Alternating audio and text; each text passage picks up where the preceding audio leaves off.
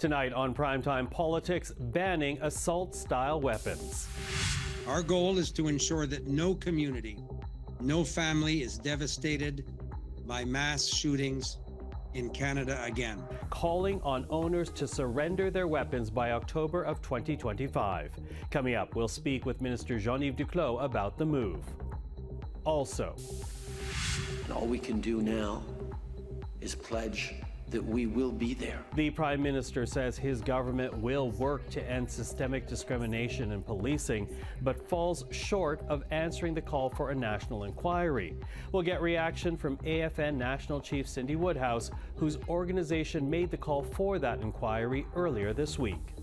And we all applaud the NDP leader. I know that he is enjoying the praise we're giving him. A confidence motion designed to embarrass the NDP leader gets turned around by the NDP. Our political strategists are standing by. This is Primetime Politics. Hello everyone, I'm Michael Serapio. Late this afternoon, the Trudeau Liberals expanded the list of prohibited guns in this country as the government tries to make good on its promise to bring in the strongest gun control laws in generations. Back in 2020, Ottawa banned more than 1,500 assault-style weapons. In 2022, it froze the sales of handguns and today added additional measures. The government is adding a further 324 unique makes and models of assault-style firearms to the list of prohibited firearms in Canada. This prohibition takes effect immediately. Now, the Liberals had been criticized for moving too slowly on their gun control promises, including criticism from the families and survivors of the massacre at Montreal's L'École Polytechnique, where 14 women were killed and 10 other women injured. And we have to name it for what it was. It was a femicide. We were shot. My colleagues were killed. I was wounded because I was a woman studying in engineering. Now, tomorrow does mark the 35th anniversary of the shootings at L'École Polytechnique. And joining us right now is the Minister of Procurement and the Prime Minister's Quebec Lieutenant, Jean-Yves Duclos. Minister, thank you for taking the time.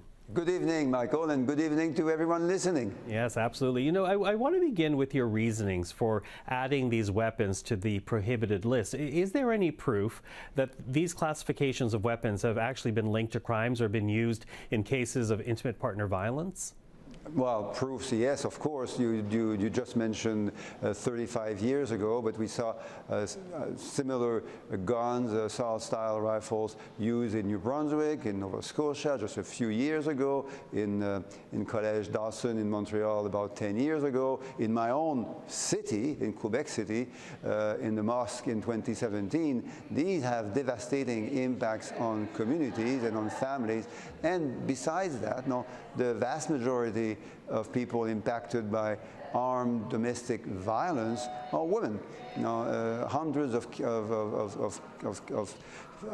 women impacted by armed domestic violence every year in Canada, plus the insecurity, the stress, and the trauma that comes with that. You listen to me like I did to the press conference today. You could feel how tragic these events have been and how tragic the situation continues to be with the increasing amounts of femicides in Canada over the recent years. Mm-hmm. I hear what you're saying, but you know, we did reach out to the Canadian Coalition for Firearms Rights, and they basically expressed their concern that what is happening here is a purely political move, that your government is taking a tough on guns approach to distract from other problems that your government faces. What do you say to that?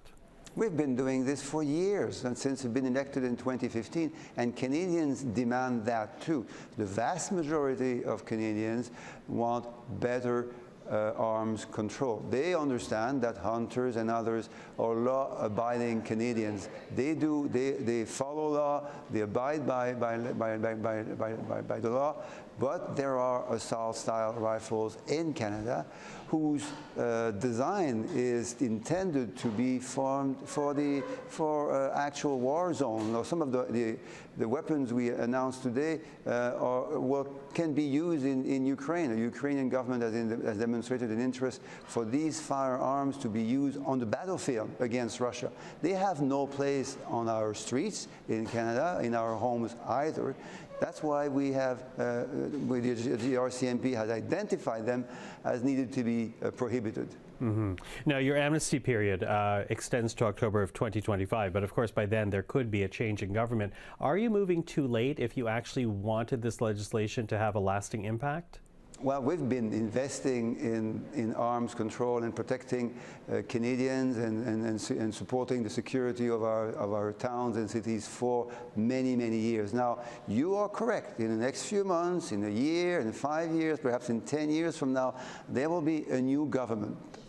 The Conservative Party, in particular, and the Conservative leader, Pierre Poilievre, need to tell Canadians whether they would want to bring us back. This is progress that the vast majority of Canadians is supporting.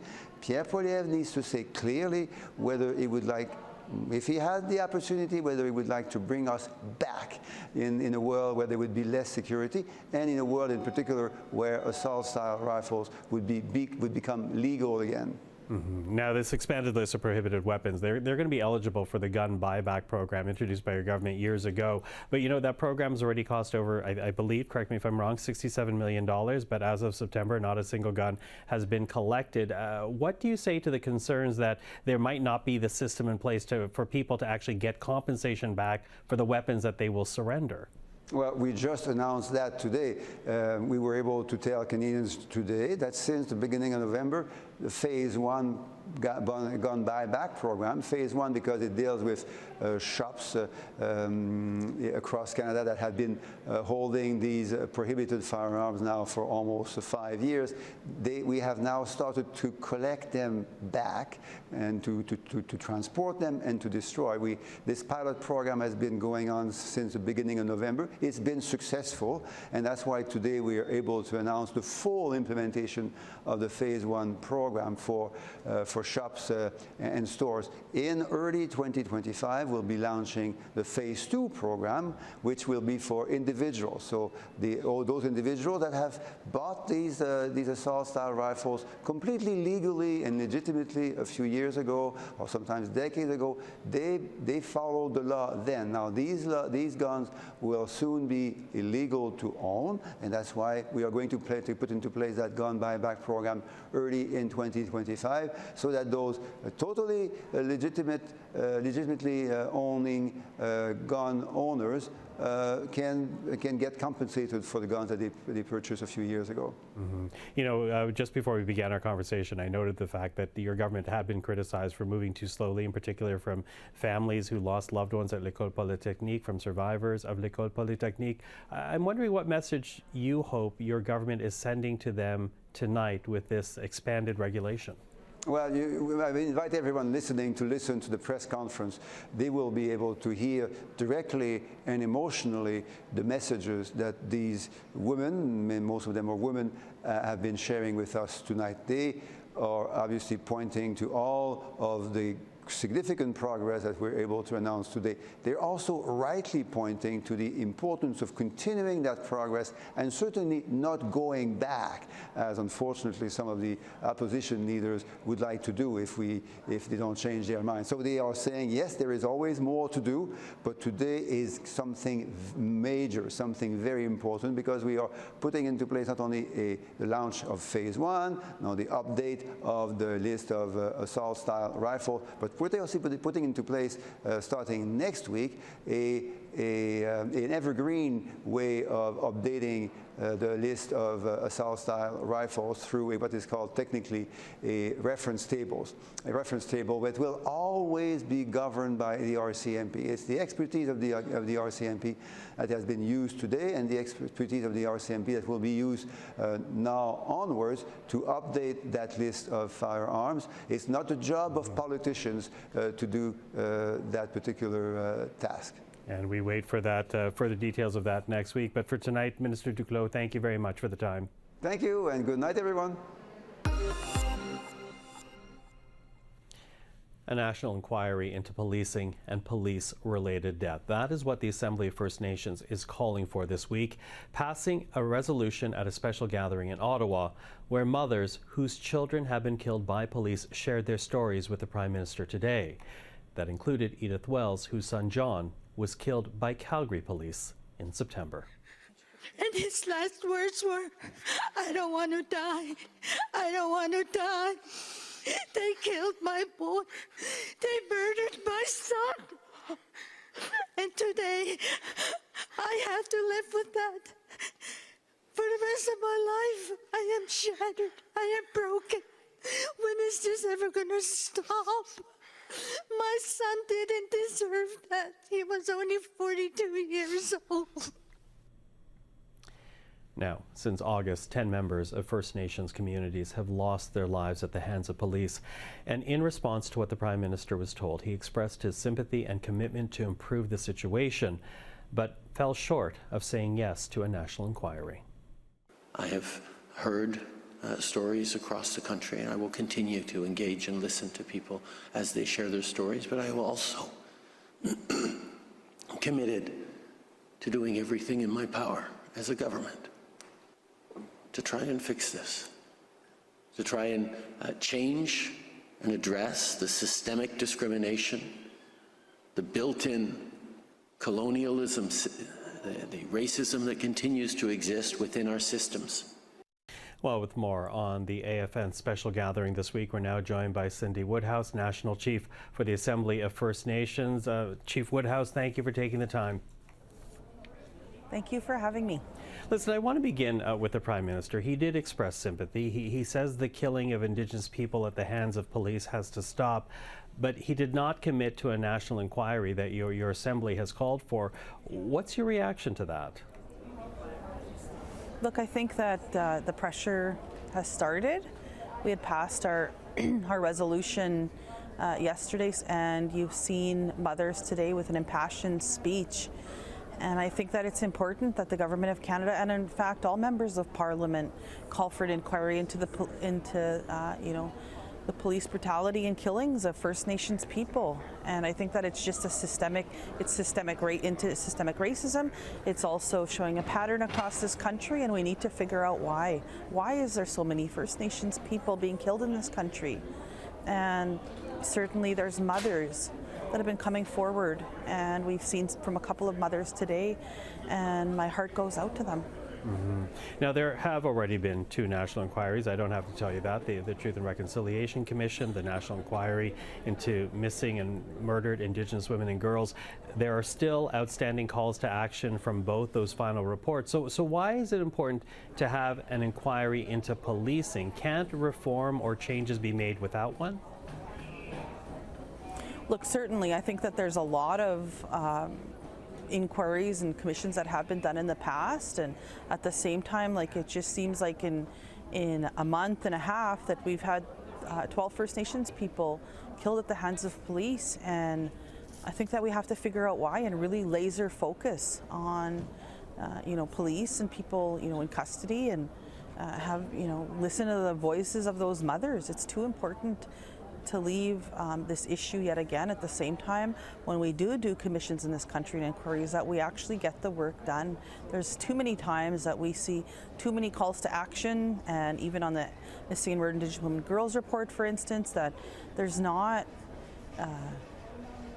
they go unaddressed. So I mean, we have to keep fighting for change. And certainly, I think of the late Marie Sinclair at this moment. I know that at one point in the early 90s, at the killing of J.J. Harper, that they had in the province there an Aboriginal Justice Inquiry. But I think that it's important that we do a national inquiry and figure out why so many First Nations people are being killed at the hands of police. Mm-hmm. And I appreciate that it would be the work of a national inquiry that looks at root causes. But when you look at the issue, and you who've been involved in Indigenous rights throughout your whole professional career, what do you think is behind it? Is this the way we are raised here in Canada? Is it the way police are trained? What do you think is at issue here?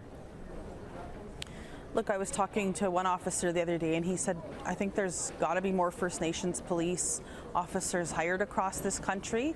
I've heard of another region that had 400 plus young people applying to join the national police force, and only 3 were successful. There's something wrong. And I think that, there's just, at the same time, First Nations police forces are on the decline. First Nations are trying to be in this space and are continually pushed down. We used to have 56 police forces. We're now down to 34. Why is the downward trend? And there's not money for, as the minister had spoken about last July, of stable, predictable, long-term funding for First Nations in the policing program. And, certainly I think that that's something that we have to address. We also have to talk about the jurisdiction of policing. I know that's an uncomfortable conversation to have, but I think it's so necessary for this country, or we're going to continue to see the killing of First Nations people. Now, there was a moment today when the Prime Minister came to the end of the time he had actually committed for the Assembly, and he got heckled when he tried to take a stand. Do you hear that cry over there? I'm under a 30-year boil of water factory. Do better. 30 years. We are not a campaign trail. I'm here December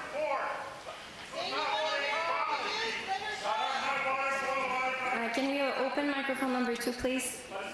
The Prime Minister did end up staying longer, but should you or the PMO have set more time aside for Justin Trudeau? Should there have been perhaps even a different venue set aside so that the Prime Minister could have listened to more of the statements and stories shared? Look, absolutely. I mean, we can have him for days and days. Like, we have so many issues that we have to figure out in this country between First Nations and, of course, Canadians. Even though we've come a long way, we have a long way to go. I want to thank Canadians for their support, for our allies from across this beautiful country. But at the same time, there are a lot of outstanding issues and a lot of grievances, a lot of not great history from time to time, and dark chapters that have not been cleared yet. And I think that it's going to take a whole of government approach to get this relationship on a better path. It's come a long way. It has a long way to go. And so I just look to all members of Parliament, including the Prime Minister and future Prime Ministers, to make sure that First Nations that they work with First Nations people and to be at the forefront, because I think we don't want to regress back to, a time when First Nations and the government were not talking at all at the table. I think that was really hard. It's hard to talk, as we've seen today, it's hard to have those conversations with each other in such a short period of time. So absolutely we need more time. Chief Cindy Woodhouse, I really appreciate this. Thank you for the time this evening. Thank you. Well, the Conservative privilege motion that has tied up the House for months now was briefly put on pause today to allow the official opposition to move ahead with a motion of non-confidence. But instead of just singling out the governing Liberals, the Conservatives also used the motion to put pressure on the NDP, a party that continues to say it will not vote the government out, at least not yet, despite expressing lost confidence in the Liberals when New Democrats ended their supply and confidence agreement. The House agrees with the NDP leader, and the House proclaims that it has lost confidence in the Prime Minister and the government.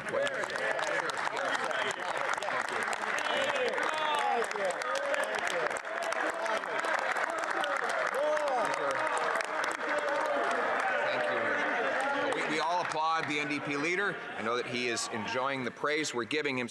But instead of bowing to the Conservative pressure, New Democrats took advantage of the situation today and were able to put a debate on reproductive rights on the agenda as well, asking the House to vote on a woman's right to choose. We are also seeing real barriers to access to reproductive and sexual health care here in Canada, and this is unacceptable. Because, Madam Speaker, women's health care is a right, and women's lives matter.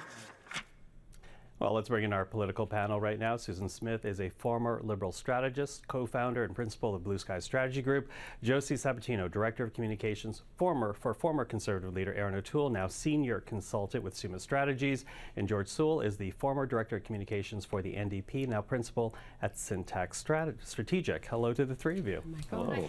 Okay, so here you have this motion of confidence. And as I said, not just the Liberals government being put on this paper, but also the NDP. But the NDP does this move on reproductive rights. Did the Conservative attempt here to shame Jagmeet Singh backfire? Well, I think for sure. I mean, to start off with, he quoted quite a bit of what Jagmeet said. He missed the part where he pointed out that that Pierre Poilievre is a billionaire bootlicker. So that part of the quote seemed to get missed somehow by Mr. Poilievre in the House, and I think it did backfire. I think it shows also that they're just playing games in the House. I mean, there's definitely room and a need to investigate the Liberal scandals, but holding the entire House hostage means that the work of the people isn't getting done. So, and when the Conservatives did finally allow it, or agree to let it open up to have business done, they moved immediately to a motion to shut the whole thing down again, effectively. So I think it proves that they're not actually interested in getting anything done for Canadians, especially right now at a time when we need to be figuring things out with Donald Trump coming into office.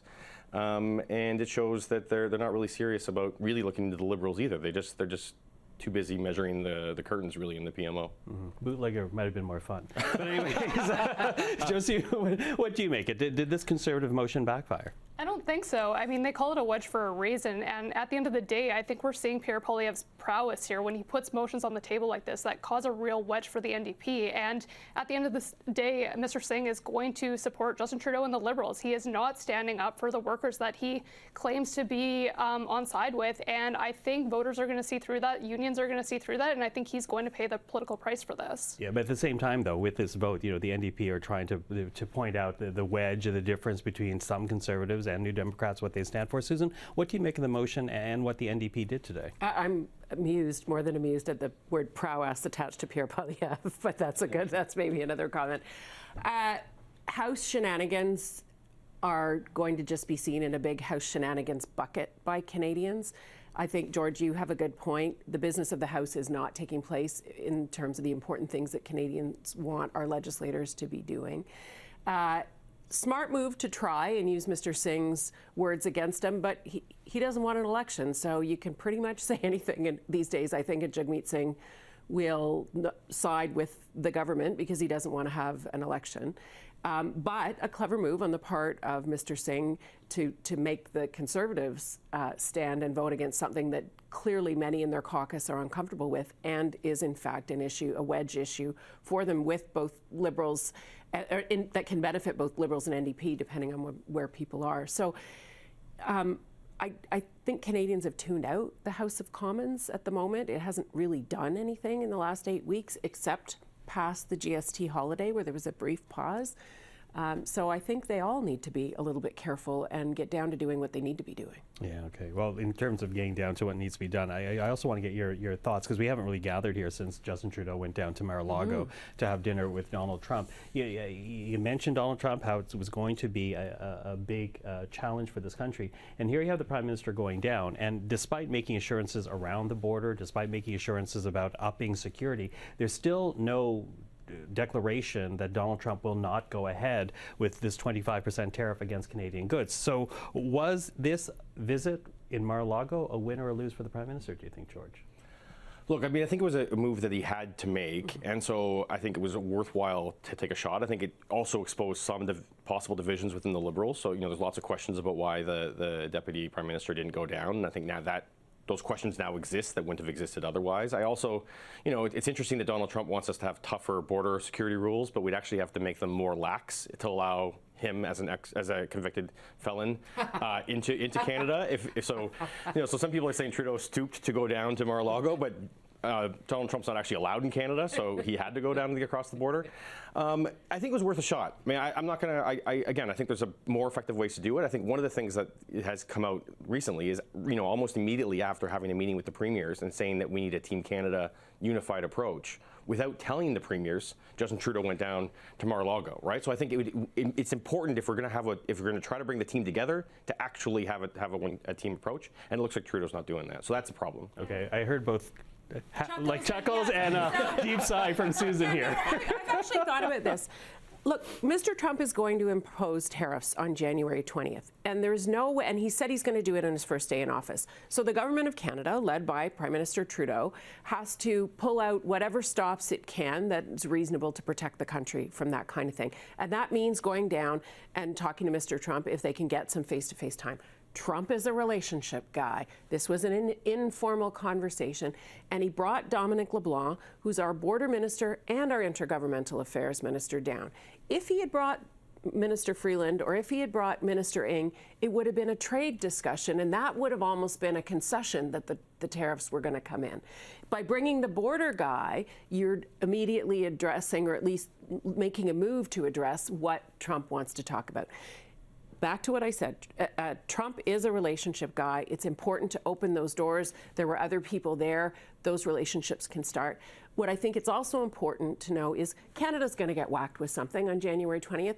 Anybody who says on January 20th or January 21st that Justin Trudeau failed because we still got hit by tariffs, that's pure politicking. Trump has to do something. That's the way he rolls. But if Mr. Trudeau's presence at Mar-a-Lago started the conversations and paths, maybe our refined petroleum products don't get whacked. Maybe that's the gas that supplies all the eastern seaboard and other places. Maybe forestry is another issue, but there are so many things that go back and forth. And maybe that conversation and a reasonable tone getting things started will yield a difference. We won't know. He will not have erased everything that's possible to happen, but you can imagine it would have been a heck of a lot worse if those kinds of conversations hadn't started or hadn't been taking place. Yeah, and we don't know what Donald Trump's going to do, right? Like during the election, it was 10%. Afterwards, it was 25%. It could be sectoral. It could be wide range. What do you make of the visit? Win or lose, do you think? Listen, I agree that he had to go down there. There was no circumstance where he didn't go. The problem is, I think if you're an average Canadian looking at the situation, you're seeing Justin Trudeau go down on a Friday night. Nobody knows about it. It is the cloak of darkness.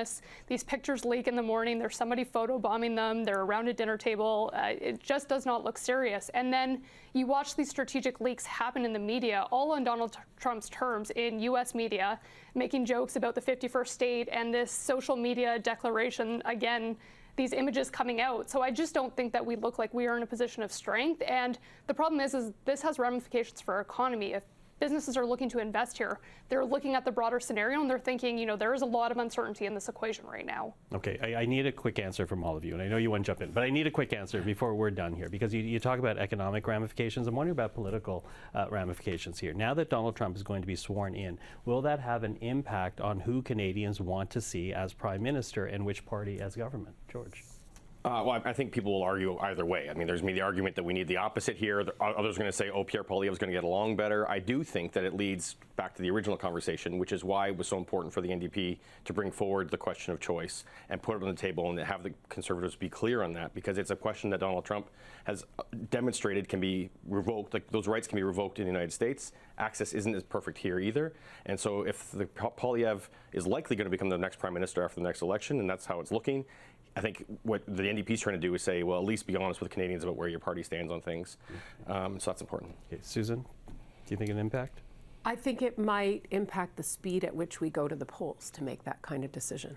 I think Canadians may not be in a mad rush to get to the polls if Trump is firing off in all directions. I think they will probably like some steady hands at the tiller. So what I think might happen is, where I used to think we'd end up at the polls in the spring, beginning of summer, I now think we might go all the way to the end. Okay, Josie? I'm looking at the situation in Parliament and I'm thinking, if we can't even get our own house in order here in Ottawa, how can we go to the negotiating table and come at it from a position of strength? And I think Canadians see that, and I would argue the reverse. I think that will actually encourage more people to look to the political leaders to go to an election so that they can have some certainty around who is negotiating at that table. Except Poilievre stepped in it this week with his broken borders press conference. The premiers all walked out you know, reasonably willing to try a Team Canada approach. And Poilievre came out spouting Trump's lines. That's not what a leader does for his country. Okay, well, we will see. He's inaugurated January the 20th. Could you imagine? No, January 20. 20, yes, we'll get it right. Okay, we'll get it right. Already thinking of August. Okay. Susan, Josie, George, thank you very much. Thank you so much. And that is Primetime Politics for this Thursday. I'm Michael Serapio. For everyone here at CPAC, thank you for watching. Primetime Politics is back tomorrow evening. Until then, take care.